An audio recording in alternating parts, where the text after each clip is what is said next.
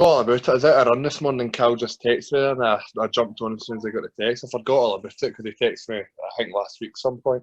I know I done an interview with him and he said I'll try and get some people in for you. What it is I run the Clyde 2004 team. Alright. And we're trying to get the boys to get a wee insight of yourself as a pro Aye.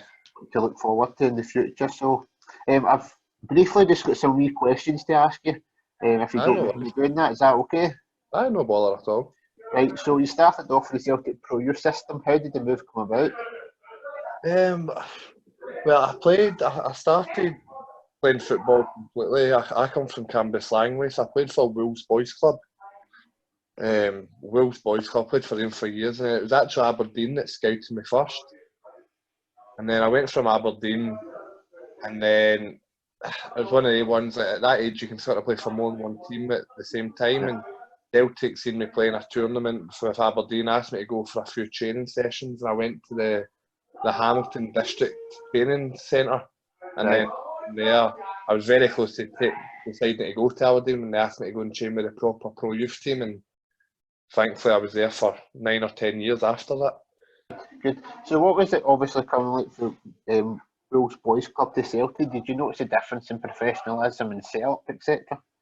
Oh, I mean, like, obviously the training things, I went from training one night a week with my dad running the team at Wolves, and then obviously going to Celtic, you're going to all the best boys in the country at that age. It's a massive step up, but obviously at that age, you're that excited just to be there. It wasn't probably as hard as you'd imagine, just because these are all sort of in the same boat. There's the opening age group for everybody to play together, so we were all sort of coming from the same background.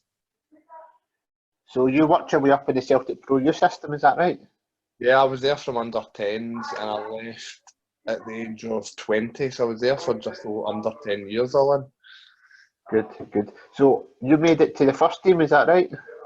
I didn't play in a competitive game, but I played a lot of friendly games. I made a couple of match day squads for competitive ones, but I made my technical debut at 16. We played in a testimonial against Norwich, and I played in that, which was my first taste of like first team football. Then I went on a few of the pre-season tours and whatnot and got a few games there, but I never actually played competitive, but I did play in the first team at some point. But you were in amongst a professional and first team environment. Oh yeah, definitely. I went on, like, as I said, 2 or 3 pre-season tours and whatever, so I was definitely in about it. Good. So you did a couple of caps for Scotland under 17s. Yeah, well, my first cap for Scotland, I came at under 16s. I played in the Victory Shield. I played in there, and then obviously under 17s when you start playing the European matches, and I made my debut in the European under 17s. We went to Macedonia, I think it was. I played that full campaign, and then I was lucky enough to do the same thing at under 19s and under 21s as well. Good. So you obviously seen the step and going into international work as well. You know the setup there again. Yeah, that was probably a bigger change because that was obviously, like, again, another step up. You went from all the best players at Celtic, but then you've obviously went to the best in the country, and at that age it's a really competitive field, so it's something you really had to work hard to try and do well at. Good. So you had a spell at Newcastle. How did that move come about?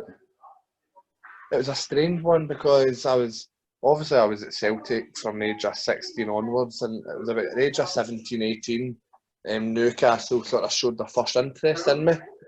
But at the time, Celtic were still had hopes for me, so they didn't let me go at that point.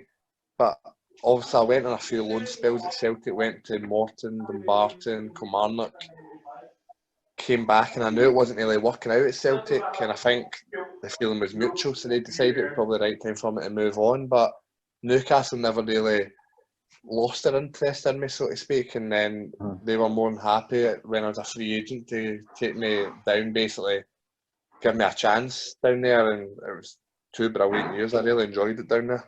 Was it a scout that got obviously involved in Newcastle? I'm not 100% sure, because obviously by the time you get to that age, you start dealing with agents and things. It was just my sort of agent that told me that, like, their recruitment had came up, watched a few games. Obviously, they try to take boys from a younger age, and they'd they had their eyes on me from the age of 16, 17, and obviously it didn't work out then, but a couple of years later the interest was still there and they were ready to take that chance on me. Good, good. So your current squad, your current club is Kilmarnock, is that right? Yes. Where that's kind of been your longest spell in football at the moment. Yeah. Well, I was on loan at Kilmarnock for a year before I went to Newcastle. The first year it didn't really work out. I was probably a little bit too early to go into the Premier League. I done okay, but I knew I could do better. But then when Newcastle said I could go out on loan again, I thought I had a point to prove at Kilmarnock, so I was more than happy to go back. Mm-hmm.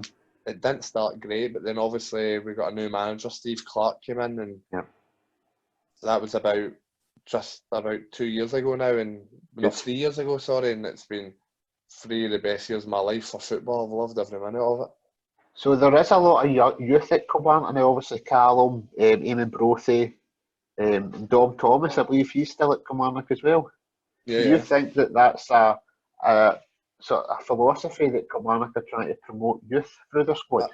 I think they always have. Like the names that you've mentioned there, they've all sort of been brought into the club. But you had players such as like Greg Taylor, who's obviously now at Celtic, who came through the Kilmarnock youth, and you had the Adam Frizzell, who's still at the club, came right through the youth. So I think realistic, it's not just Kilmarnock. I think, especially with teams not having much money in Scotland, I think every team's desperate to get their own youth players through. So it's one of the ones. I think if people can get into clubs at younger ages, there's definitely opportunities there because clubs don't have the finances and they need to trust these young boys. And 9 times out of 10, when you trust the young boys, they prove that they're good enough, and a lot of them have made good careers in the game. Good. What's the standard of training like at Kilmarnock? It's good. I think any team's probably got the same sort of level as players in our league, but I think under the manager we had, he made it really competitive and he made everybody firing on all cylinders all the time. So it's not even the standards, it's more like the tempo and the work effort. And I think when you do that, like everybody at Kilmarnock is obviously naturally decent at football, so when you put that with the hard work and the endeavour and whatnot, it proves it does well and it brought results for us. Good. What was Stevie Clark like as a manager? Obviously, he's now in Scotland, but he made a legacy at obviously Kilmarnock. He done really well. What was his kind of way of working? Oh, it's funny, like everybody thinks he came and done something magical at Kilmarnock, but he didn't. It was the complete opposite. He came in, just made everything simple. Every single player on the pitch, he told them what their job was and made it simple what they had to do, and that's how he made me better. He told me what position to be in, what to do when I had the ball, made it easier. And then when everybody's playing that way, know what they're doing and become organised, teams find it really hard to beat you. And I was lucky enough, obviously, to be involved with Scotland with him as well. And what he done at Kilmarnock, he's took right into the Scotland setup and done everything the exact same way. So it just proves that just like the discipline and the organisation, it works at the top level of football. Good. So what are you doing? Obviously, have you got a session planned that you've got to go in accordance during obviously the COVID? Like they gave us a plan to start off with because we only thought it was going to be 2 or 3 weeks, and obviously it took a little bit longer and whatever. But I've sort of just been doing my own thing. Like I've been running 3-4 times a week minimum, doing upper body stuff in the house, just try to keep myself ticking over because I sort of owe it to myself to try and be professional and keep doing things the right way. And hopefully when it starts back, obviously it'll take a bit of time for the football side to come back because I'll be a bit rusty that way, but as long as I'm physically ready, then hopefully it won't take too long. Good. Have you got any advice on any of the young players? Obviously when we put this on your Facebook page, you'll be watching on how to become a pro the way you have become. I think what I've learned throughout the years is I've played with a lot of football players who are probably better than me at certain times, more physical than me. But I think there's a few things that involved. I think obviously hard work goes without saying. Everybody knows if you don't have the right work ethic, it's not going to work for you. But I'd say a massive one is the belief. Like I went through a couple of bad years at football. Maybe when I was leaving Celtic and things, I thought maybe I'm not going to really make it the way I want to. players might play better than you at certain times, but if you believe that you can do it and keep plugging away, then if you've got belief in that ability and you've got the hard work to match it, then it will work out for you if it's meant to be. Good. What's your memory that stands out in your football career so far? It's probably between two. I'd say my debut for Newcastle in the FA Cup. Like, we'd played a few under-23 games at St James's Park and the place had been empty, and it's still an amazing feeling. But then to walk out, we played Birmingham FA Cup, to walk up the steps at St James's and see the stadium full was just the atmosphere I've never experienced in my life, and it's the first time I really thought to myself, this is what real football's all about.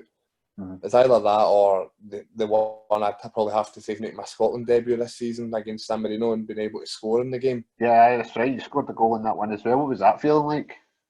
Like, since I was a little boy, my dream had always been to play for Scotland, and then to be able to score for Scotland in my debut, that is generally what dreams are made of. That's what you start kicking a ball about at 5 or 6 years old for, and to see that happen, like, even if I never played again, it's something nobody can ever take away from me. It's a special feeling.